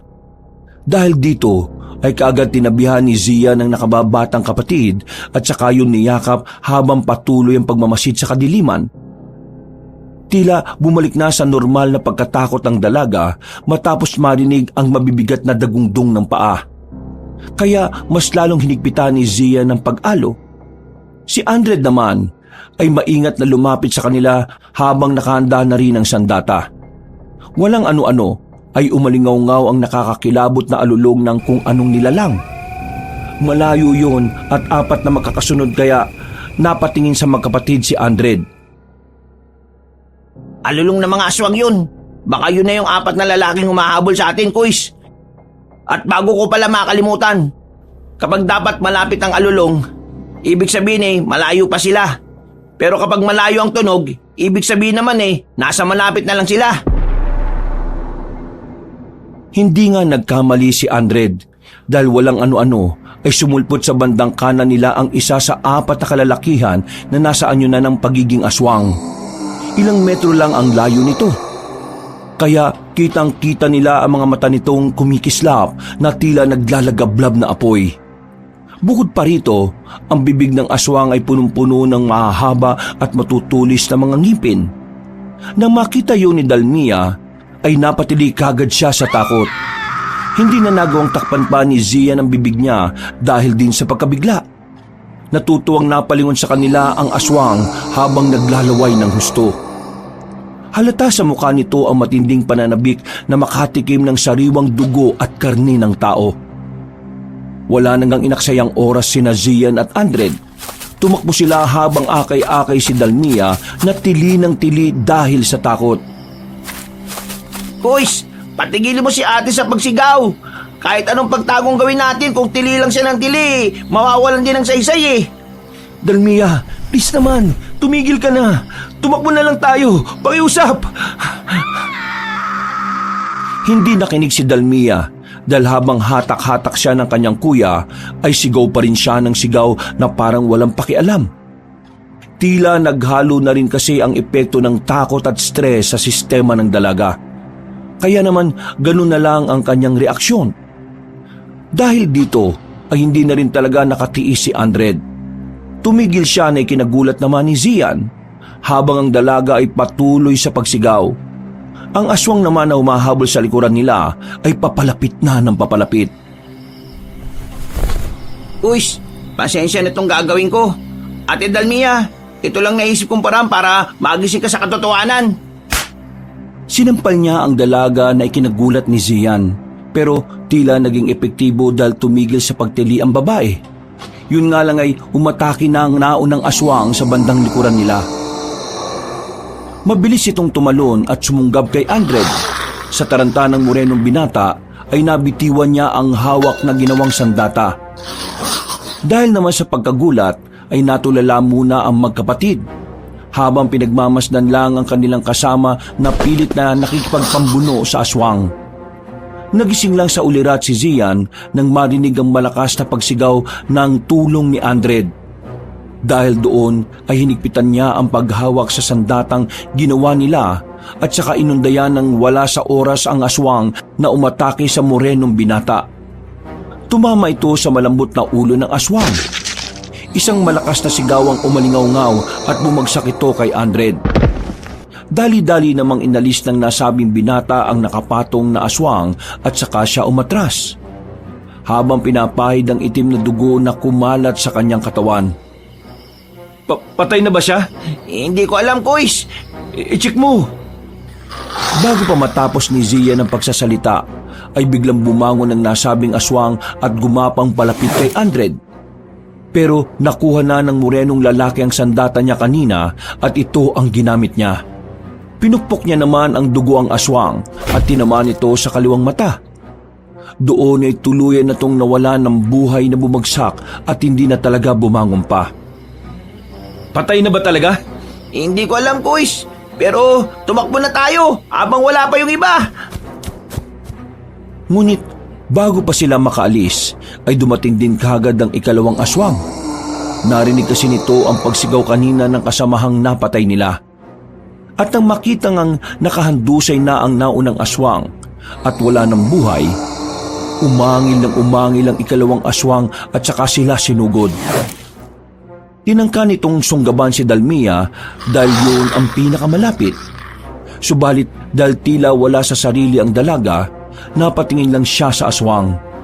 Hindi na rin nagawa ni Zian at Andred na tumakbo palapit para tumulong. Alam nilang huli na. Dalmia, takbo na! Bilisan mo na! Ate, takbo na, bilis! Umalis ka na dyan! Mapapatay ka ng aswang! Diyos ko po! Napapikit na lamang si Zian at Andred dahil ayaw nilang makita na malapan ng aswang si Dalmia. Pero tila inayunan na naman sila ng swerte. Sa pag-iwas-iwas ng dalaga ay nadulas siya sa putik at aksidenteng natapakan ng isang malaking bato. Gumulong-gulong ang dalaga papunta sa kinaroroonan ng dalawang lalaki. Habang ang batong natapakan niya ay tumalsik at tumama sa mismong nakangangang aswang. Pumasok yun sa bibig ng halimaw, kaya natigilan ito dahil tila nahirinan sa nangyari. At habang pinipilit na iluwa ang bato, ay hindi na rin ito napansin ang kanyang sitwasyon. Nang mapatapak sa putikan, ay saka rin ito dumaus-us palapit kina Zian at Andred. Nang makita yun ng dalawang binata, ay wala na silang inaksayang oras. Pinaghahampas kagad nila ang nasabing aswang. Hindi na nila ito hinayaang makapalagpa. Sinunod-sunod nila hanggang sa mapatay na ito ng tuluyan. Pero ang totoong naging sanhi ng kamatayan nito ay dahil sa batong bumara sa lalamunan. Nang makita at maamoy ni Dalmi ang dugo ng aswang, ay napatras siya at nagsimula na namang mataranta. Gusto ko na umuwi, kuya. Ayaw ko na rito. Pakiusap naman, ikalma mo ang sarili mo. Alam ko matapang ka. At alam ko rin mahirap ang sitwasyon natin ngayon, pero huwag kang magpalamon sa stress na yan. Nahihirapan ako huminga, kuya. Huminga ka lang na malalim hanggang sa bumalik sa normal ang pakiramdam mo. Paglabanan mo ang matinding takot at stress sa utak mo. Nandito lang kami ni Andred at hindi ka namin pababayaan. Boys, nandito na rin yung dalawa pang aswang. Anong gagawin natin? Tumakbo na tayo. Siguradong hindi natin sila kakayanin, lalo na sa kalagayan ni Dalmia. Pero kuis, napatay na natin yung naunang dalawa eh. Siguradong nasa panig natin ang swerte ngayon. Nakita mo naman yung nangyari kanina, di ba? Hindi swerte ang nasa panig natin. Ang Diyos mismo ang nasa panig natin. Pero wag na tayong lumaban. Tumakbo na tayo! Pag-angil ng dalawang aswang na dumating matapos makitang namatay na ang dalawa nilang kasama. Umungol ang mga yon at mabilis na tumalon patungo sa kanila. Dahil dito ay sinunod na nga ni Andred ang payo ng nakatatanda. Tumakbo na nga kaagad silang tatlo, pero hindi sila hinayaan ng dalawang halimaw na makalayo. Umatake ng sabay ang mga aswang at sa pamamagitan ng matinding determinasyon ay nakahanap sina Dalmia, Zian at Andred ng tamang tiyempo. Mula sa isang maliit na siwang sa pagitan ng dalawang puno ay mabilis silang dumaan dito. Sumunod ang dalawang halimaw pero dahil sa laki ng katawan nila kaya hindi sila umubra. Para bang natanga ang mga aswang. Pero hindi na nila ito pinansin pa. Nagtuloy-tuloy na nga ang tatlo sa pagtakas. Kuya, ate, bilisan ninyo at huwag na tayong lilingon sa likuran. Nagpatuloy nga silang tatlo hanggang sa makarating sila sa mabatong bangin. Nagpasya ang tatlo na tumalon sa mababang bahagi na puno ng mga damo at tinik. Hindi na sila nag-isip pa kung ano ang mababagsakan. Mas mahalaga sa kanila na matakasan ng mga walang awang aswang. At talagang panig sa kanila ang Diyos dahil lumagpak sila sa tubig. Meron pala kasing maliit na ilog sa banda roon. Hindi lang nila narinig ang agos dahil nakafocus silang lahat sa aswang. Kuis, nakaligtas tayo! Natakasan natin ang mga aswang! Oo nga, natakasan natin sila. Gusto ka nang umuwi. Mahabol ba nila tayo? Huwag kayong mag-alala, Kuis, ate. Dahil hindi naman na nakakatawid ang mga aswang sa kabilang parte ng tubig. Siguradong malayo pang makikita nilang lupa at sa mga oras na yon, posibleng nakalayo na tayo. Dahil sa sinabing yun ng binatang Moreno, ay tila nakahinga ng maluwag ang magkapatid. Pero hindi pa rin sila ligtas dahil nasa parte pa rin sila ng baryo ng mga aswang. Samantala, mula naman sa taas at dahil na rin sa paglitaw ng buwan, ay nakita nila ang dalawang aswang na galit na galit. Pagkalaon ay umatungal ang mga yon habang hindi makababa ng mabilis. Nakahanap na nga ng pagkakataon sina Dalmia, Zian at Andred upang magtago sa masukal na bahagi ng gubat. At sa kabutihang palad ay meron silang nakitang puno ng dapdap. Namangha pa nga sina Zian at Andred dahil sa namumukadkadang mapupulang mga bulaklak ng nasabing puno at talaga namang napakayabong nito. Nang humangin ay nalaglag ang ibang maliliit na bulaklak, kaya humalimuyak din ang amoy nito. Subalit, nang makita ito ni Dalmia, ay nangilabot siya at nakaisip ng hindi maganda. Dala na rin kasi ito na matinding takot at stress, kaya siya tila nag-iiba-iba ng mood. Huwag tayong lumapit dyan. Baka may mga engkantong nakatira dyan. Ganito yung napapanood ko sa mga horror movies eh. Kapag may nakitang puno na namumukadkad sa gitna ng gubat, ibig sabihin, merong engkanto o mga laman lupa. Umalis na tayo rito. Hindi totoo yung sinasabi mo, ate. Anong hindi? Nakikita mo naman na parang may wagang puno na yan, di ba? Kukontra ka na naman. Alam mo, Andred, pinagbigyan ko na yung ginawa mong pagsampal sa akin kanina, pero ngayon, hindi ko na pagbibigyan yung pagiging ewan mo. Sabihan patuloy ako ng ewan. Andred, pagpasensya mo ng kapatid ko Pero ano nga bang meron sa puno na yan? Parang may punto rin naman si Dalmia eh. Baka nga mahiwaga at may engkanto dyan. Walang engkanto dyan, Kuis. Maniwala sana kayo sa akin ni Ate Dalmia. Ang totoo niyan, ang tawag sa punong yan dap-dap. O mas kilala sa inyo sa Tagalog na coral tree. Bibihira na makakita niyan sa kakahuyan katulad nito. Pero ang natatandaan kong kwento tungkol dyan, iniiwasan ng puno na yan ng mga aswang at ng iba pang masasamang elemento. Bukod kasi sa kulay pulang bulaklak na pantaboy sa masasamang elemento, ang bulaklak kasi niyan parang palaso o sisidlang apoy na kung saan ayaw na ayaw ng aswang. Ang ibig mong sabihin, kapag nasa silong tayo niyan ligtas tayo? Ganun na nga, Kuis. Nakakasiguro ko doon. Kasi nung buhay pa yung lolo putol ko, paulit-ulit niyang kinukwento nun yun. Ang sabi pa nga niya, noon daw ginagamit ang bulaklak niyan bilang panggamot sa lagnat at sakit ng katawan. Naniniwala ako sa sinasabi mo. Kaya dito na muna tayo magpalipas ng gabi. Pagsikat ng araw, saka tayo lalarga. Total, wala na rin naman tayo magagawa dahil hindi na tayo makakapunta sa kasal ni Juan eh. Sigurado sa mga oras din na to posibleng pinaghahanap na nila tayo. Maghintay na lang tayo ng tulong. Ayoko na magstay dito, kuya. Hindi ako komportable. Gusto ko nang umuwi. Pakiusap umuwi na tayo. Dalmia, please naman, makinig ka. Kapag pinilit mong umuwi, baka hindi na talaga tayo makauwi pa. Nagigets mo ba yung sinasabi ko? Basta gusto ko nang umuwi ngayon, kuya. Ayaw ko nang bumalik sa lugar na to. Umuwi na tayo ng Maynila. Kung gusto mo nang mamatay, Ate Dalmia, sige, ipagpilitan mo yung gusto mo. Hindi ka namin pipigilan sa gusto mo. Sige na po, alis na. Dahil sa sinabing yun ni Andred ay biglang natamimi ang dalaga. Pagkalaon ay para yung bata nang ngumuso at saka umiyak ng umiyak. Lumapit naman kaagad si Zian para aluin ng kapatid na hindi na maintindihan ang takbo ng mood.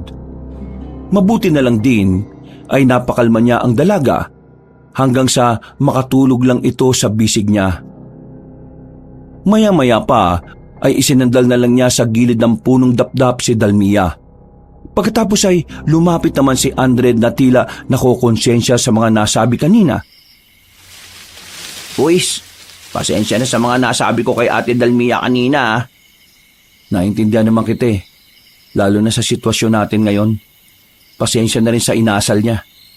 Ganyan talaga siya kapag nasosobrahan siya sa stress. Nagiging ewan ang ugali niya. Nung una rin nauubos ang pasensya ko sa kanya Pero nung pinayuhan ako ng doktor na hindi makakatulong ang ganon, nagtiyaga ako sa tuwing dumadaan siya sa ganyang sitwasyon. Nagpapasensya talaga ako. Kumpara kasi sa akin, mas madali siyang matrigger. Kaya kailangan talaga ng mahabang pasensya. Naintindihan ko rin naman, Kuis. Mahirap talaga ang sitwasyon kapag emosyon na ang umaatake. Teka, napansin ko lang na parang pareho kayong merong pinagdaraanan. Dahil ba to sa aksidenteng nangyari noon sa mga magulang nyo? Pati na rin kay Tio Cain? Oo, dahil nga to sa trauma ng aksidente kay nanay at tatay. Yun ang sabi ng doktor sa amin noon. Pero sa kaso naman, patagal ko na talagang nakikita si Diwa. Yun nga lang palaging sa panaginip lang. Doon siya sa akin nakapagbibigay ng babala. Nasabi ko na nga rin na sabi ng albularyo noon na siya ang gabay ko. Malaking tulong din siya, Kuis. Sana nga lang matulungan niya tayo ngayon dito sa sitwasyon natin. Yan nga ang dasal ko Andred. Ay teka, maiba tayo. Ligtas naman talaga tayo dito sa silong ng punong dapdap, di ba? Oo, Kuis. Nakakasiguro ako. Itataya ko ang sarili kong buhay. Grabe naman ang sariling buhay. Naisip ko lang, kung safe naman tayo dito, siguro magpahinga na rin tayo pareho. Mas okay siguro kung magpalitan na lang tayo. Okay pa rin na merong isang gising sa atin para makapagbantay sa palibot nitong puno. Ligtas nga tayo dito at hindi tayo malalapitan ng aswang, pero kung may gawin silang kakaiba, baka mapano tayo. Oo, sige. Tama. Ikaw na munang matulog. Gigisingin ko na lang kayo kapag may napansin akong kakaiba. Sigurado ka ba, Kuis? Oo, sige na. Umidlip ka na. Para pare-pareho tayong may lakas. Hindi na tumutol pa ang morenong binata. Sumandal siya sa puno ng dapdap at nagpahinga. Wala pang 3 minuto ay narinig na ni Zia ng paghilik noon, kaya napaismid siya. Sana all, mabilis makatulog sa kahit anong sitwasyon. Ay, nakakaingit naman tong si Andred Tumayo ang batipunong lalaki. Pagkatapos ay nag-inat-inat siya ng katawan para mawala ang antok, pagod at gutom na nararamdaman niya. Pagkalaon ay naglakad-lakad din siya at inikot ang nasabing puno para masigurong makita kung may panganib o wala. At nang nasa kabilang parte na siya ng puno, ay biglang merong kumalsko sa harapan. Natigilan siya at napatitig sa halamang tila umuuyog-uyog. hanggang sa may lumitaw na nilalang doon. Ganun na lang ang pagkabigla niya nang makita si Gaza na nasa anyong Kambyon Adlawan. Hindi siya kaagad nakagawa ng hakbang. Natulala at nagulat kasi siya sa batang aswang. Napalunok siya habang nangingilabot ang buong katawan. Alam niya kasi kung gaano kalakas ang batang aswang. Siguradong kapag inatake sila nito ay tiyak na ang kanilang kamatayan. Kumusta, Kuya Zian? Kung kinukulit mo pa rin ako tungkol sa pagsuko ko sa kapatid ko, hindi ko gagawin yon. Patayin mo na lang ako. Patayin mo na lang kami. Pero sinisiguro ko sa'yo na hindi kami basta-basta magpapatalo. Malamang sa nabalitaan mo na nangyari dun sa 2 sa 4 mong kapwa aswang. Napatay namin sila ng walang kahirap-hirap. Anong nakakatawa ha?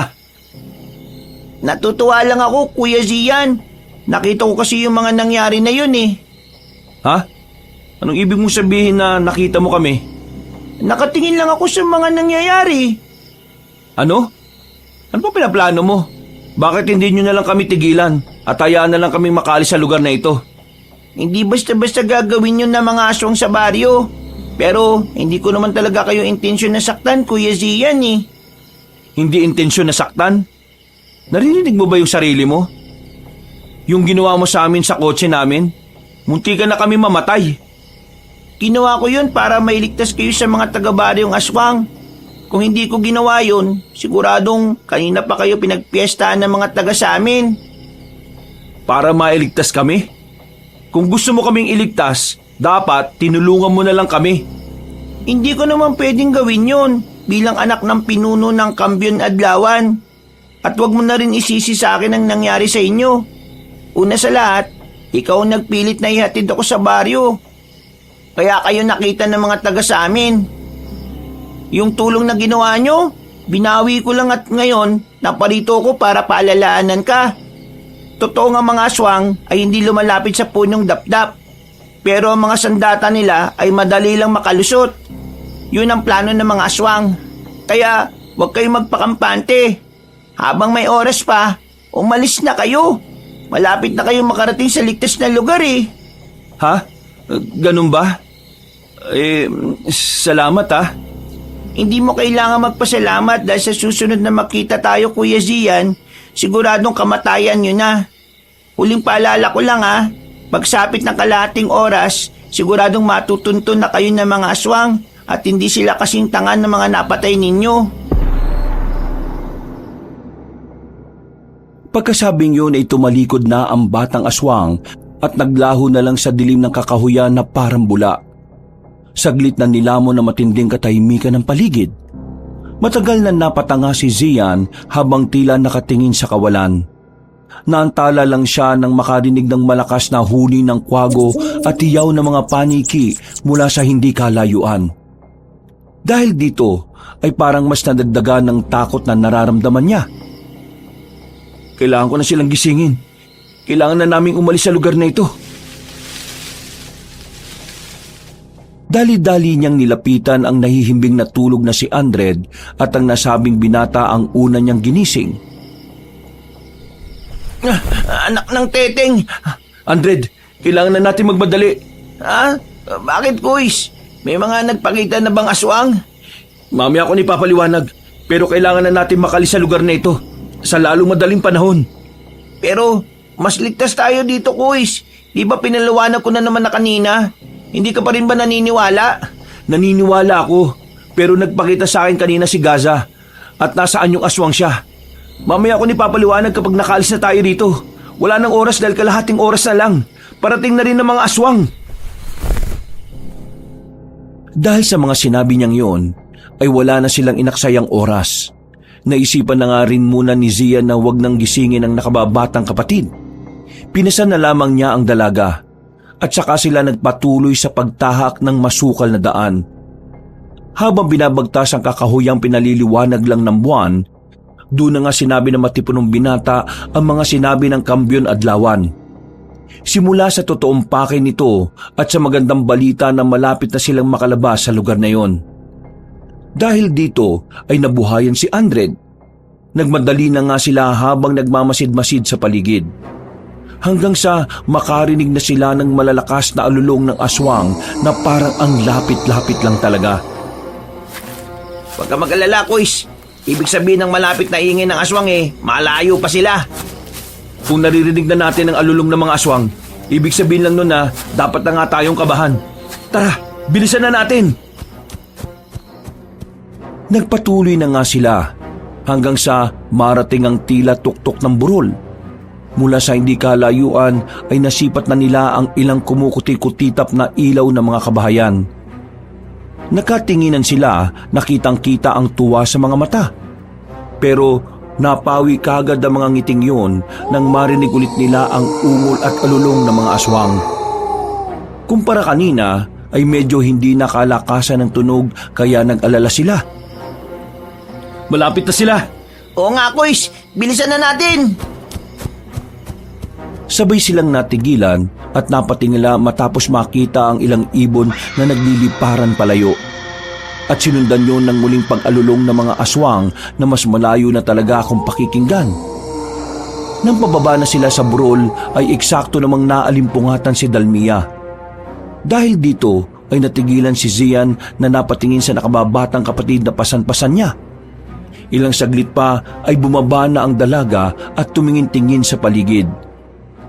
Medyo nailang pa nga ang morenong binata sa kanya dahil naalala na naman ito ang pagsampal kanina. Pero parang bumalik na sa dating wisyo si Dalmia na parang hindi na naalala ang mga nangyari. Anong nangyari? Nasaan na tayo, kuya? Malapit na tayo sa ligtas na lugar. Nakikita mo ba yung mga ilaw na yon sa hindi kalayuan? May mga kabahayan na, kaya kaunting tiis na lang. Talaga? Diyos ko, salamat naman. Kaya tara na, habang malayo pa ang mga aswang. Sige, kuya. Nandiyan na sila. Ayun, sa bandaron. Napatingin ang magkapatid sa direksyon na itinuro ni Aldred. Doon nga ay nakita nila ang 2 sa 4 na aswang na natira kanina. Pero katulad ng babala ni Gaza kanina, meron pang ibang kasama ang 2. May 3 aswang na mas malalaki na nasa likuran nila. Ang isa na nasa gitna ay meron pang pakpak na ikinakampay-kampay nito. Dahil doon ay mas lalo silang naalarma. Ano na naman ang isang yun? Manananggal ba yun? Asensya na, pero hindi ko alam, Kuis. Sa kanya na pagtalunan kung ano yan. Bilisan na natin. Para mas maging mabilis ay umupo na sila at nagpaduus-us sa damuhan ng burol. Naging epektibo naman pero mabilis pa rin silang nahabol ng aswang na lumilipad.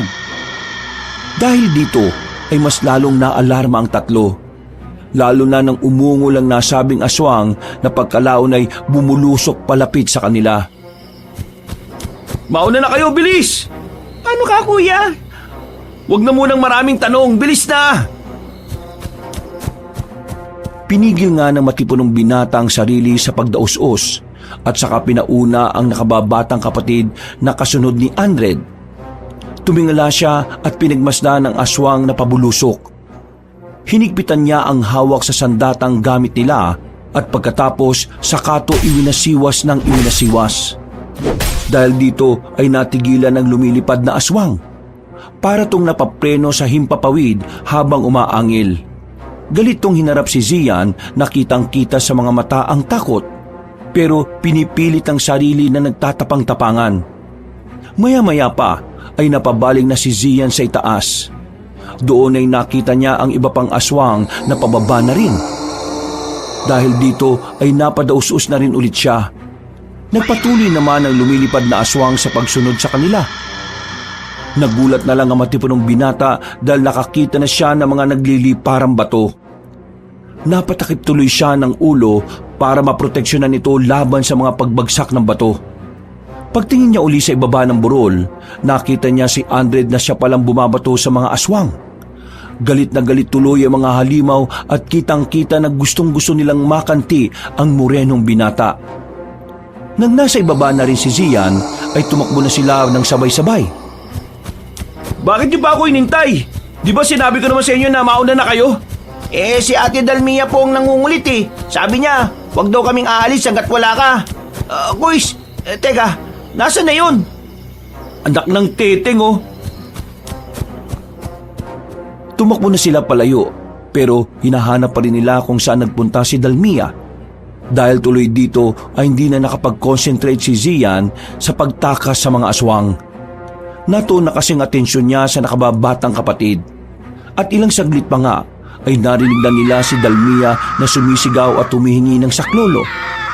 Dali-dali nilang tinungo ang kinaroroonan ng dalaga. Pero sa kasamaang palad ay may mga aswang nang humarang.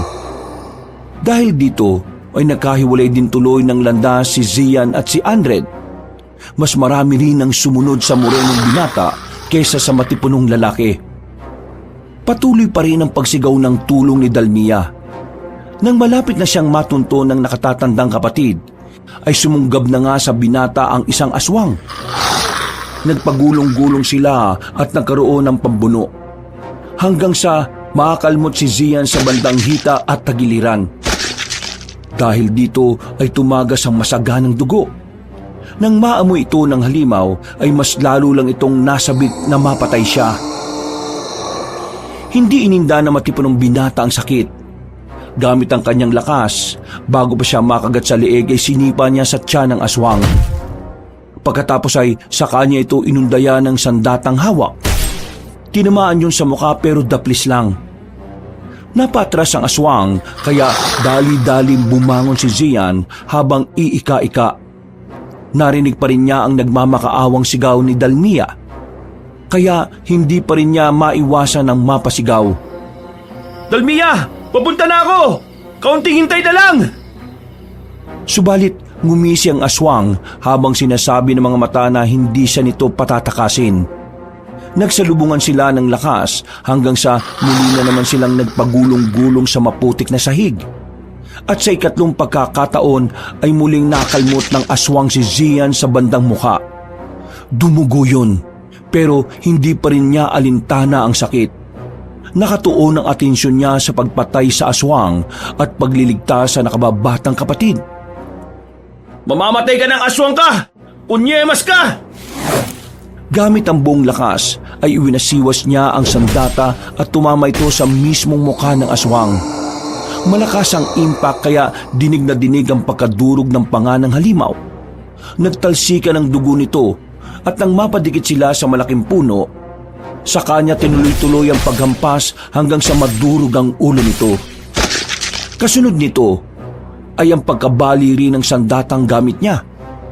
Binitiwan na niya ito dahil hindi na talaga mapapakinabangan. Nang masigurong wala ng buhay, ay nagmadali siyang tumakbo sa kinaroroonan ni Dalmia. Subalit ganun na lang ang gulat niya dahil eksakto naman na dinagit na ang dalaga ng lumilipad na aswang. Kuya! Ayaw ko mamatay sa aswang! Bitiwan mo ako! Bitiwan mo ako! Walang yakang aswang ka! Ibalik mo ang kapatid ko! Animal ka! Papatayin kita! Papatayin kita kapag may ginawa ka masama sa kanya! Pero sa halip na gawin yon, ay mas lalo lang hinigpitan ng aswang ang pagkakakapit sa magkabilang balikat ni Dalmia. Hindi na lang sa takot, kundi dahil na rin sa sakit na nararamdaman kaya nagsisisigaw ang dalaga. Wala namang magawa si Zian kundi pagmasdan na lang ang kapatid, na tangay-tangay papalayo ng aswang. Halos maiyak na lang din siya dahil hindi na niya alam ang gagawin. Kumuha siya ng mga bato at sinubukang batuhin, pero hindi naman umaabot. Hanggang magulat na lang siya sa huling pagbato. Umiktad ang aswang. Narinig niyang nagsisigaw na si Dalmia dahil bigla siyang nabitiwan ng kalaban. Sabay silang bumulusok pababa. Ha? Anong nangyari? Anong ginawa ko? Tinamaan ko ba siya? Tumakbo na siya papunta sa pinagbagsakan ni Dalmia at nakita niyang kapatid na swerteng nahulog sa isang mayabong na puno. Hindi napilayan ng dalaga pero marami siyang gasgas sa katawan dahil sa mga sanga. Kuya, tulong! Tulungan mo ako! Nandito na ako, Dalmia! Ibababa kita dyan! Ayaw ko mamatay dito, kuya! Hindi ka mamamatay! Hindi tayo mamamatay dito! Malapit na tayo sa ligtas na lugar! Subalit natigilan si Zian nang maaninag mula sa hindi kalayuan si Gaza. Ganun na lang ang gulat niya nang makita na hawak na nito sa kaliwa ang putol na ulo, habang sa kanan naman ay ang mga pakpak ng aswang kanina. Doon niya napagtanto na hindi ang pagbato niya ang dahilan kung bakit nahulog ang aswang kanina, kundi inatake pala ito ni Gaza. Sa madaling salita ay tinulungan siya ng batang aswang. Pero sa kabilang banda ng utak niya ay nag-aalangan pa rin siya dahil naalala niya bigla ang huling usapan nila ng Kambyon Adlawan. Sa susunod na makita tayo, Kuya Zian, siguradong kamatayan niyo na. Naloko na. Delikado ang batang aswang na to. Siguradong papatay niya na kami. Ano pang tinatayo-tayo mo dyan, Kuya Zian? Tulungan mo na si Ate Dalmia bago pa kayo marinig ng iba pang aswang na papunta rito. Ha? Hindi mo kami papatayin katulad ng sinabi mo sa akin kanina? Kung gusto kong gawin yon, doon pa lang sa sasakyan nyo. Ginawa ko na dapat yon. Kaya bilisan nyo na bago pa magbago ang isip ko. Sige, salamat ah. Huwag na kayong babalik sa lugar na to. Sana hindi ko na kayo makita pa. Magmadali na kayo dahil may mga nakita na akong mga tao malapit sa dulo ng kakauyan. Makakahingi na kayo ng tulong doon. Tumango na lamang si Zian at pagkatapos ay dali-dali niyang inakyat sa puno si Dalmia. Nananahimik na at nawalan ng malay ang dalaga dahil sa takot. Magpapasalamat pa ulit ang matipunong binata pero nawala ng parang bula ang batang Kambyon Adlawan. Binuhat na niya ang nakababatang kapatid palayo sa lugar na yon. At nang malapit na sila sa dulo ng kakahuyan ay nakita niya ang dalawang aswang na nakatayo. Galit na galit ang mga yon habang nakatingin sa kanya. Huminto siya at saglit na inilapag si Dalmia para harapin ang mga yon. Pero napakunot din siya ng noo dahil napansin niyang duguan na ang mga aswang. Ilang saglit pa nga ay nakarinig na siya ng magkakasunod na putok ng baril. Kasabay nito ay ang pag-alingaw-ngaw ng nakakakilabot na tono ng boses ng mga aswang, bago dugo ang humandusay sa lupa. At pagkatapos, sunod-sunod na ilaw ng flashlight ang sumalubong kay Zian. Napatakip siya ng muka dahil sa pagkasilaw. At nang marinig niya ang mga pamilyar na boses, ay doon na siya nakahinga ng maluwag. Tama nga kasi ang sinabi ni Gaza kanina, na may mga tao nang magliligtas sa kanila. Dahil dito, ay nilipitan niya ang kapatid at niyakap ng mahigpit habang napapaiyak ng husto. Dalmia, ligtas na tayo! Ligtas na tayo! Push! Ate! Salamat sa Diyos, ligtas kayo! Salamat sa Diyos at ligtas ka rin, Andred! Akala ko nga mamamatay na rin ako eh. Nakikita ko na yung liwanag kanina. Munti ka na ako sumama pero mga flashlight lang pala yun. Akala ko langit eh. Hindi ka naman sa langit mapupunta, loko-loko. Sa bagay, may punto ka rin dyan. Oh, tara na. Tutulungan ko kayo. May good news din ako. Papunta na rito sila Kuya Juan at si Chang Ami, pati yung iba pa sa bahay. Ligtas na talaga tayo, Kuya. Salamat talaga sa Diyos. Salamat talaga sa Panginoon. Eksakto na nagising na si Dalmia at umiiyak itong yumakap kay Zian. Ipinaliwanag naman kaagad na matipunong binata na ligtas na nga sila kaya mas lalong napahagulgol ng iyak ang dalaga. Nagtungo na nga sila sa mga tao at pagkatapos ay sumakay sila ng patrol na nagpunta sa police station. Sinabi nga nilang tatlo ang mga nangyari. Kaya umaksyon kaagad ang mga kinauukulan pagsikat ng araw. Marami na rin kasing nagsasabi patungkol sa iniiwasang baryo na yon. Kaya dali-daling ginalugad ang lugar. Subalit sa kasamaang palad ay wala na roon ang mga aswang. Sira-siraan na rin ang mga kabahayan. Kaya sinunog na lang ang mga ito. Hindi man nakadalo ng kasal ang magkapatid, malaki pa rin ang pasasalamat nila dahil nakaligtas sila sa kamatayan. Naunawaan naman din ni Juan ang tungkol dito at nagpapasalamat siya dahil buhay ang mga pinsan niya. Nagtagal pa nga ng 1 linggo sa probinsya sina Dalmia at Zian. Nasulit din naman nila ang pag-i-stay doon kahit na puno ng trauma ang dalaga. Pag-uwi sa Maynila ay hiniling ni Zian na magpakita sa kanya si Diwa. Kapag ginawa ko ang sinabi mo, yun na ang huli nating pagkikita. Ganun nga ang gusto ko mangyari. Gusto ko na rin palayain ang sarili ko sa mga bagay na mahiwaga. Gusto ko mamuhay ng normal, katulad ng ibang tao. Sigurado ka na ba? Siguradong sigurado na. Hindi ka na magkakaroon ng mga pangitain kapag nawala na ako. Nagpapasalamat ako sa iyo, Diwa. Dahil simula ng bata ko, hanggang ngayon, nandito ka para sa akin. Pero gusto ko talagang mamuhay ng tahimik. Mangyayari lang yon kung wala akong malalaman sa hinaharap ko. Hahayaan ko na lang ang Diyos na kumilos sa buhay ko at sa kinabukasan ko, Diwa. Kung ganon, mangyayari ang gusto mo, Zian. Nagpakita nga sa kanya ang magandang babae na bigla na lang lumitaw sa bakuran ng kanilang bahay. Ngumiti yun saka lumapit at yumakap. Nakapagpaalam na sila at pagkatapos ay tuluyan ng naglaho na parang bula si Diwa. Simula nga noon ay tila naging normal na lang na tao si Zian. Hindi na siya dinadalaw ng bangungot. Wala nang pahiwatig at kung ano-ano pang kahiwagaan na nangyayari. Sa biyaya ng Panginoon ay nakapamuhay ng tahimik ang magkapatid at tuluyan na nilang kinalimutan ang masalimuot na nangyari sa probinsya. Kailanman ay hindi na nila ito napag-usapan pa dahil ayaw na nilang balikan ang mga pangyayaring yon sa kanilang mga buhay. Wakas,